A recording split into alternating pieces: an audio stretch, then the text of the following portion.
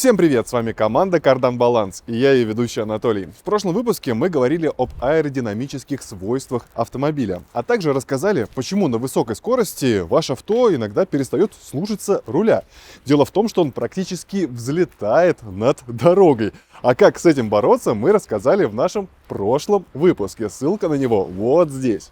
Правда, автомобиль это все-таки не самолет, да и шума от него гораздо меньше. Но вот когда появляется свист тормозов, это та вещь, на которую стоит обратить внимание. Многие автолюбители, услышав этот неприятный звук, сразу бегут менять тормозные колодки. Но это не всегда правильное решение. Вообще на нашем канале уже есть ролики на тему тормозной системы и ее устройства, поэтому подробно здесь мы останавливаться не будем. Сегодня мы поговорим именно о тормозных колодках, зачем и когда их нужно менять. Посмотрите этот выпуск до конца, чтобы окончательно разобраться в этом вопросе. Подпишитесь на наш канал, поставьте лайк этому видео, а мы начинаем.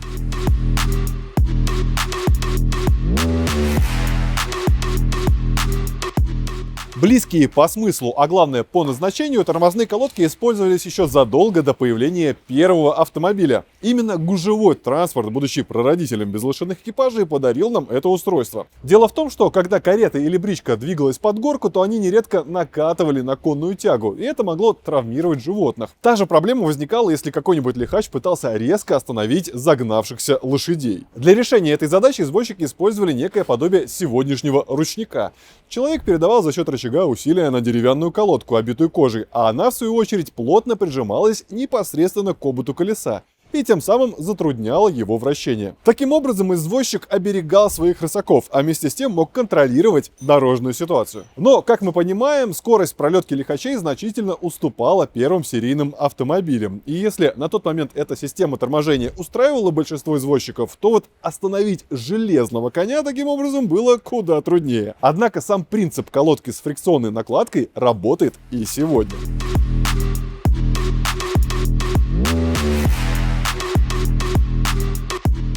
Чаще всего вы слышите свист тормозной системы именно из-за колодок, а вот причина его возникновения зависит от многих факторов. В первую очередь, готовясь к ремонту, желательно выбирать комплектующие из одного сегмента, а еще лучше от одного производителя. Особенно если его рекомендует автоконцерн, который выпустил вашу машину. Ведь конструкторы и технологи еще на этапе проектирования стараются подобрать оптимальную пару. Тормозной диск, колодки. Но если вы не нашли оригинал, либо же вам посоветовали купить колодки от другого производителя, а после их замены появился свист, то не стоит паниковать первые 2-3 недели и предъявлять претензию мастеру или продавцу. Возможно, за это время материал колодок прикатается, и посторонние звуки уйдут сами по себе. В принципе, свистеть первое время могут даже фирменные колодки.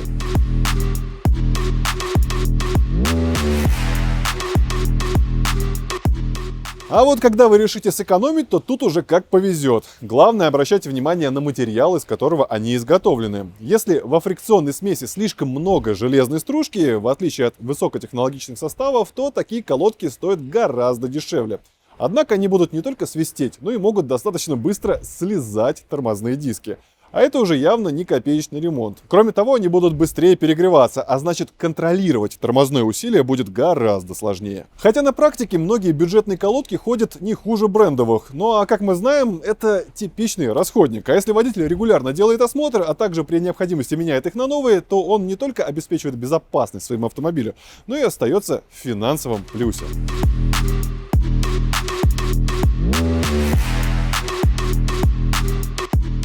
На что особенно хотелось бы обратить внимание, так это на состояние поверхности фрикционной накладки. Это может быть эксплуатационным загрязнением, когда камушки и песчинки попадают на рабочую поверхность, а во время торможения начинается концерт симфонического оркестра. Либо же, когда случайно туда попал солевой реагент или масло, которое кристаллизируется при высоких температурах. В этом случае коэффициент трения снижается, выдавая при этом характерный свист. И в том и в другом варианте вас станут одолевать не только постоянные звуки. Гораздо хуже, что вы сами и ваши пассажиры будете постоянно находиться в зоне риска. Именно поэтому не забывайте регулярно следить за фрикционной поверхностью накладок. И если вам в первом случае надо только демонтировать колесо и прочистить тормоза от попавшей на них грязи и пыли, то во втором решить эту проблему можно при помощи наждачной бумаги и смоченной в растворителе ветоши.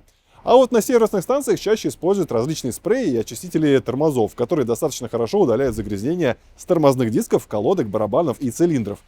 Кроме того, попавший в тормозную систему камушек может оставить задиры и риски уже на самом диске. А такой дефект исправляется уже исключительно проточкой. Правда, иногда все эти восстановительные работы бывают бессильны, и тогда остается только реальная замена данных запчастей.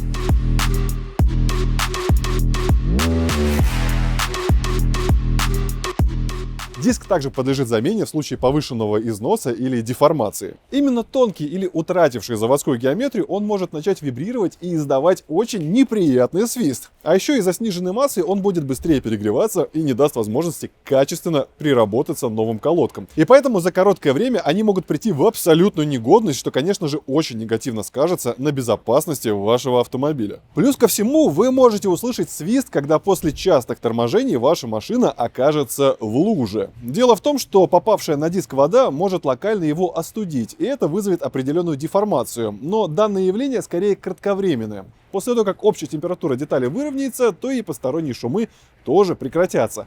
Хотя такая проблема из временной может трансформироваться в постоянную, если вам приходится часто проезжать через лужи и при этом вы постоянно резко тормозите. В этом случае возможно отслоение мелких чешуек чугуна, из которого, как правило, изготавливают тормозной диск.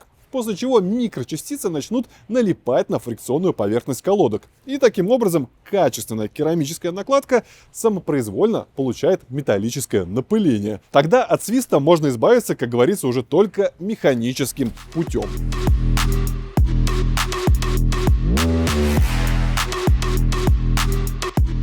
Впрочем, механическое вмешательство – это не только снятие поверхностного слоя с накладки. Например, в автомастерских нередко проблему свиста колодок решают пропилами их фрикционной части. Таким образом, у разделенной на несколько сегментов накладки снижается вибрация и, соответственно, свист сходит на нет. Отдельная тема, которую сегодня продвигают в сервисных центрах, это специальные противошумные смазки. Обрабатывая ими тыльные стороны колодок, вы получаете не только беззвучный процесс эксплуатации тормозов, но и надолго сохраняете подвижность колодки в суппорте данного узла. А это крайне важно для сохранения ресурса фрикционной накладки и тормозного диска. Главное, ни в коем случае не наносите смазку на рабочие поверхности. Надо отметить, что некоторые производители специально заставляют свистеть свои колодки с помощью так называемых скрипунов. Речь здесь идет об акустических индикаторах, выполненных в виде особых скоб, которые устанавливают на тормозных колодках. Как только они получают критический износ, владельцы автомобиля сразу же оповещают об этом те самые скрипуны.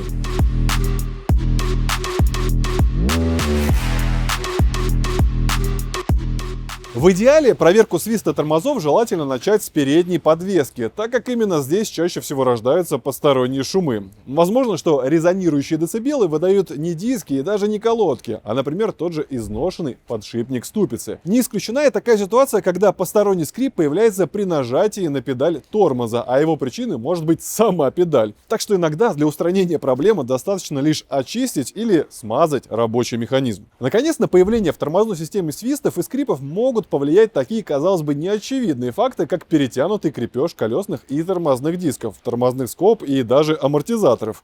Дело в том, что затянутые наглухо резьбовые соединения перестают выполнять роль демпфера и нередко провоцируют вибрацию. А как мы уже знаем, именно вибрация выдает нам режущий слух свист. Именно поэтому производители рекомендуют пользоваться динамометрическими ключами. Кстати, на нашем канале есть отдельное видео на эту тему. Обязательно посмотрите, если еще не видели. Ссылка на ролик вот здесь. Ведь проигнорировав предписанный заводом-изготовителем крутящий момент, можно спровоцировать целый букет заболеваний тормозной системы. Например, вы перегрели диск, и машина запела на все лады.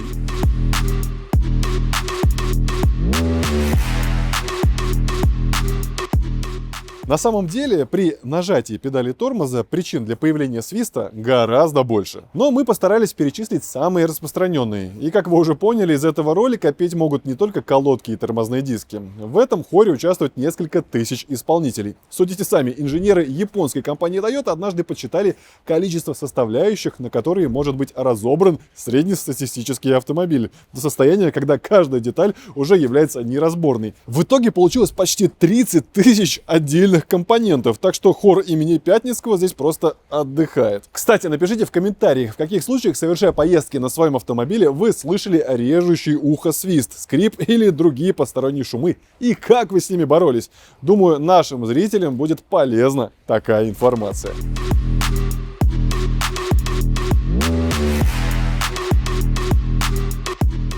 На этом наш выпуск подходит к концу. Обязательно подпишитесь на наш канал, поставьте лайк этому видео и не забудьте нажать на колокольчик, чтобы не пропускать наши новые ролики. С вами была команда Кардан Баланс, я ее ведущий Анатолий. До встречи в новых выпусках. Всем кардан!